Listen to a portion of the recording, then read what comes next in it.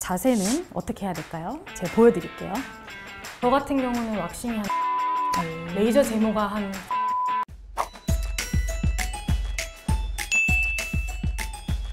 안녕하세요. 피부가 예뻐지는 10분 피부텐텐의 피부과 전문의 정한미, 피부과 전문의 권수연입니다. 여러분들 요새 브라질리언 왁싱이나 제모 많이 하지 않으세요?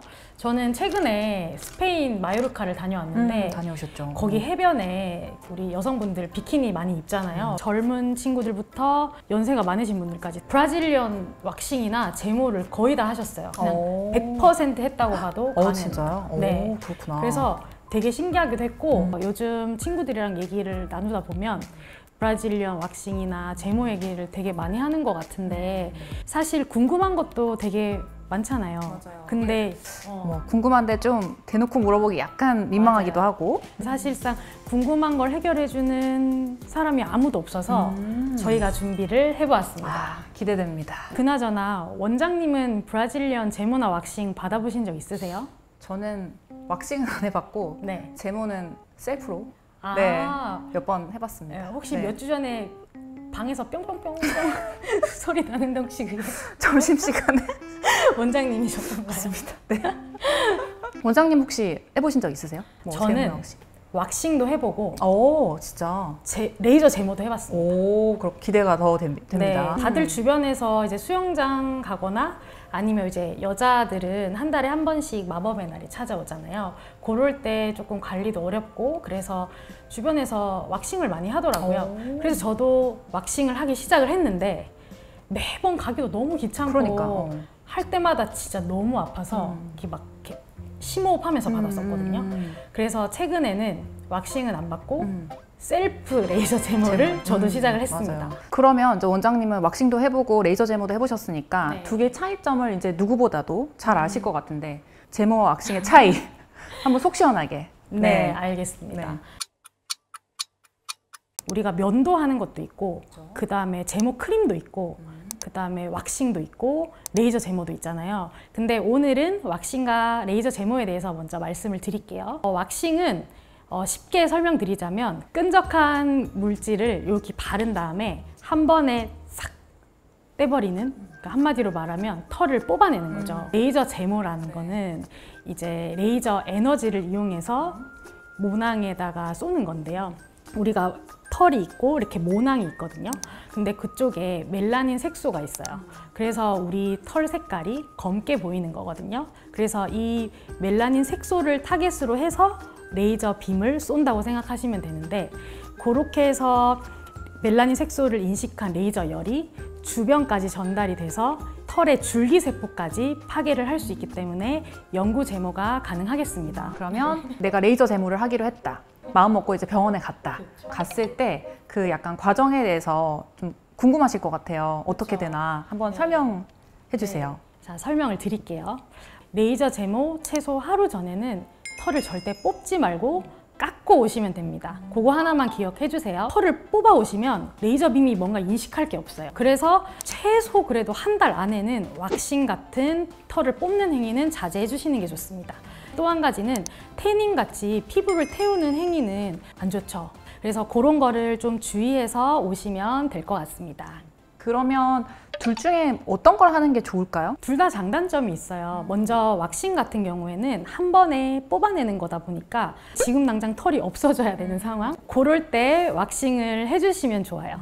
그렇지만 이게 뽑아낸다고 해서 털이 다시 안 나는 건 아니기 때문에 주기적으로 계속 받아줘야 된다는 단점이 있고요. 레이저 제모 같은 경우에는 한 번 받는다고 해서 한 번에 다 뽑히진 않거든요. 대신에 이제 하다 보면 이제 모양이 점점점 감소를 해서 나중에는 이제 편하게 생활을 하실 수 있겠습니다. 영구적으로 안 나니까. 그렇죠. 그러면 이것도 궁금할 것 네. 같아요. 그 얼마마다 해야 되냐? 해야 되는 주기. 해야 되는 주기. 그거는 왁싱이나 레이저 제모나 거의 비슷할 것 같은데요. 왁싱은 사실 내가 신경 쓰일 때 언제든 가서 받으시면 되긴 하는데 그래도 한 4주 정도 간격을 두고 좀 꾸준히 받으시면 될 것 같고 레이저 제모도 마찬가지예요. 이게 털에 이렇게 생장 기간들이 있기 때문에 그거를 고려했을 때 한 4주에서 6주 사이 정도. 그 외에도 모양, 피부색 이런 거에 따라서 추가적으로 더 필요한 경우가 더 많습니다. 그러면 이제 이렇게 뭐 5번, 10번 정도 제모를 했다. 그러면 털이 아예 안 나는 거죠, 평생? 그건 아니고 보통 그렇게 5회, 10회 일정 시술을 받고 난 다음에 깨끗해지는 게 보통은 한 수개월에서 1년 이상 정도 유지가 되는데요. 그리고 나서도 혹시 그 데미지 받은 세포들 중에서 다시 재생이 일어나는 것들이 있어요. 그런 경우에는 다시 털이 자라날 수 있기 때문에 그 후에 자라나는 털들에 대해서 또 레이저 제모를 시행받다 보면 원리적으로는 영구 제모가 될 수 있겠습니다. 그러면 사실 제일 궁금한 게 그걸 것 같아요. 얼마나 아프냐. 네. 제가 아까 잠깐 네. 언급드렸는데 네. 둘 다 아파요. 둘 다 아파요. 왁싱 같은 경우에는 털을 잡아 뽑는 느낌, 그 통증, 간접적으로 이렇게 설명드릴 수가 있고, 레이저 제모 같은 경우에는 그래도 마취 연고를 바르거든요. 왁싱보다는 조금 더 시간이 짧아요. 그래서 오히려 제 생각에는 똑같이 아플 거면 좀 짧은 시간에 아픈 게 낫지 않나, 그런 생각이 듭니다. 그러면 이 통증을 네. 구체적으로 안 아픈 게 0, 너무 아파 죽겠다 10이라고 하면 어느 정도 되는지, 통증 정도가. 저는 마취 안 바르고 해도 네. 그냥 뭐 3, 4? 저 같은 경우는 왁싱이 한 6, 7, 레이저 제모가 한 4, 그 정도? 뭐 좀 레이저 종류마다 다를 수는 있을 것 같아요. 그쵸, 그죠? 그쵸. 그러면 왁싱은 그대로 가나요? 왁싱은 보통 그대로 가면 그 길이에 맞게 왁서분들이 좀 잘 잘라주십니다. 그 다음에 시행하면 되는데 너무 깎고 오시면 이게 접착제가 붙을 게 없어요. 그쵸? 그래서 어느 정도 길이는 좀 있어야 됩니다. 그러면 이제 그렇게 준비를 해서 병원에 갔다. 그럼 이제 어떻게 되죠? 자, 이제 대망의 레이저 제모 시간. 자, 우리 개구리 친구를 모셔왔어요. 네. 저의 이제 모델인가요, 오늘? 오늘 모델이에요. 네. 저희가 직접 누워서 할 수는 없어요. 커미 씨라는 친구예요. 그래서 이 친구를 대상으로 제가 어떻게 하는지 한번 설명을 드릴게요. 좋네요. 자, 커미 씨 한번 누워보세요. 이렇게 누워요. 누운 다음에 이쪽을 꼼꼼히 이제 소독을 해드리고 그 다음에 마취 연고를 바릅니다.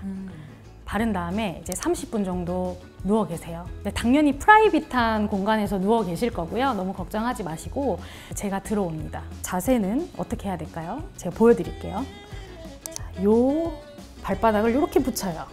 개구리 이렇게, 자세. 그쵸. 네. 붙이고 살짝 무릎을 굽혀주십니다. 이렇게 누운 다음에 제가 축축축축축축 이렇게 쏘는 거죠. 네. 그 다음에 항문은 어떻게 할 것 같으세요, 원장님? 뒤집어야 되나요? 이렇게 누워서 하시면 너무 불편하실 것 같아서 네. 옆으로 돌아놓으세요 한 다음에 네.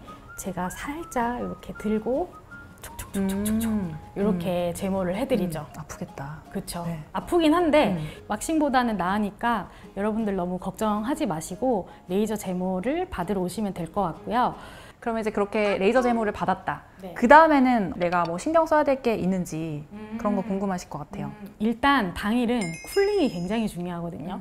레이저 제모 자체에도 쿨링 시스템이 있고 하고 난 후에도 저희가 시원하게 쿨링을 해드리긴 하지만 집에 가서도 시원하게 유지해 주시는 게 좋고 꽉 끼는 속옷이나 옷은 삼가 주시는 게 좋습니다. 그리고 또 중요한 거는 요 레이저 제모를 받고 수일 내에는 사우나나 수영장, 성관계 등은 삼가 주시는 게 좋을 것 같습니다.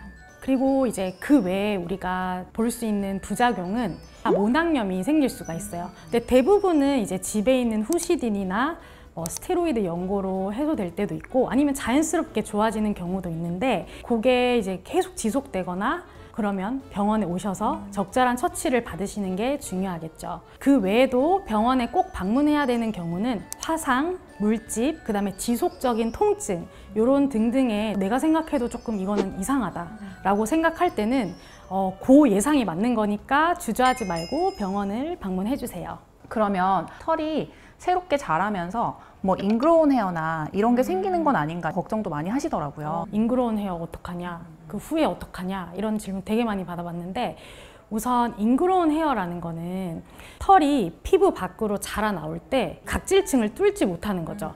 그래서 털이 안쪽에 매몰되는 걸 의미하거든요. 그래서 안쪽에 이렇게 털이 매몰돼서 못 나오게 되면 이제 염증이 생길 수 있고, 그래서 오히려 더 큰 부작용이 있을 수 있어서 잉그로운 헤어에 대해서 많이 걱정을 하시는 것 같아요. 근데 잉그로운 헤어의 치료법 중에서도 레이저 제모가 있거든요. 그렇기 때문에 많이 걱정은 안 하셔도 되지만 레이저 제모를 한다고 해서 아예 잉그로운 헤어가 안 생기는 건 아니에요. 그래서 예방할 수 있는 방법으로는 레이저 제모를 하고 한 1주쯤 뒤에 어느 정도 뭐 증상이 없고 괜찮은 게 확인이 되면 일주일에 한 2회나 3회 정도 간단한 스크럽 정도는 해주시는 게 좋고요. 그 다음에 그 각질층 자체를 부들부들하게 만들어주기 위해서 매일매일 보습제를 발라주시는 게 중요하겠습니다. 그래도 레이저 제모 후에는 모의 양이 많이 줄기 때문에 이렇게 잉그로운 헤어가 생길 수 있는 가능성도 많이 낮아집니다. 오히려 좋은 거죠. 그렇구나. 네. 그러면 마지막으로 레이저 종류가 정말 많잖아요. 뭐 어떤 레이저가 좋은지 이런 것도 궁금하실 것 같아요. 너무 자세하게 설명드리면 복잡하실 것 같아서 간단히 설명드릴게요. 레이저 빔의 조사 시간이 조금 긴 레이저들, 그러니까 열을 충분히 줄 수 있는 레이저를 사용을 해야 되고, 크게 두 가지로 나누면 알렉산드라이트, 그 다음에 다이오드, 이렇게 두 가지가 있거든요. 근데 이 알렉산드레이트에 이제 포함된 게 우리가 많이 알고 계시는 뭐 젠틀맥스, 아포지, 클라리티, 악센토 뭐 이런 것들이 여기 다 포함이 되어 있어요. 이 여러 가지 레이저는 사실 명품 기계라고 해도 과언이 아니거든요. 그래서 이 좋은 레이저로 얼마나 시술자가 효과적이게 치료를 하느냐, 그게 제일 중요하다고 볼 수 있겠습니다. 오늘은 브라질리언 제모에 대해서 많이 궁금한데 평소에 좀 속 시원하게 물어보지 못했던 그런 점들에 대해서 이제 원장님께서 아주 속 시원히 속 시원했으면 좋겠습니다. 대답을 해드렸는데 네. 궁금한 점이 해결이 되셨으면 좋겠고, 혹시 제가 미처 생각하지 못했던 거에 대해서 궁금한 점이 있다면 댓글로 남겨주시면 제가 최대한 성심성의껏 답변을 남겨드리도록 하겠습니다. 안녕히 계세요. 안녕.